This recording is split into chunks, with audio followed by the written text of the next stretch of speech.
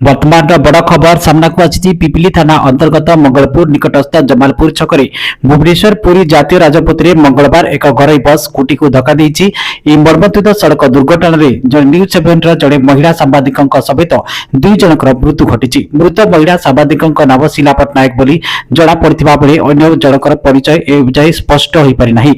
Police Sheila को press परिचय पत्र चिन्हट करिछि। रिपोर्ट अनुसार महिला सांबादिक एक स्कूटी रे भुवनेश्वर पुरी जाउतबा समय दुर्घटना घटी।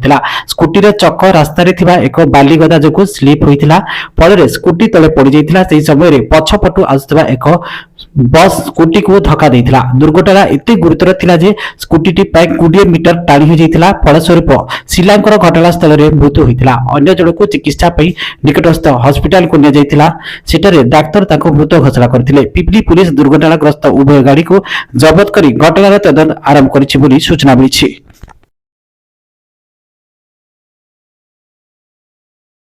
दर्शक बंधु आपण माने यूट्यूब रे 24 घंटार अपडेट खबर जानिबा पई यूट्यूब रे टाइप करंतु न्यूज एंड ओडिया। एबे यूट्यूब रे न्यूज एंड ओडिया चैनल उपलब्ध। एतर उपभोग करंतु देखंतु जानतु 24 घंटार अपडेट खबर। जदि आपनको हमर खबर प्रसारण भल लागिला लाइक शेयर कमेंट सब्सक्राइब करंतु। पार्श्व रे थिबा नोटिफिकेशन बेल उपरे प्रेस करंतु।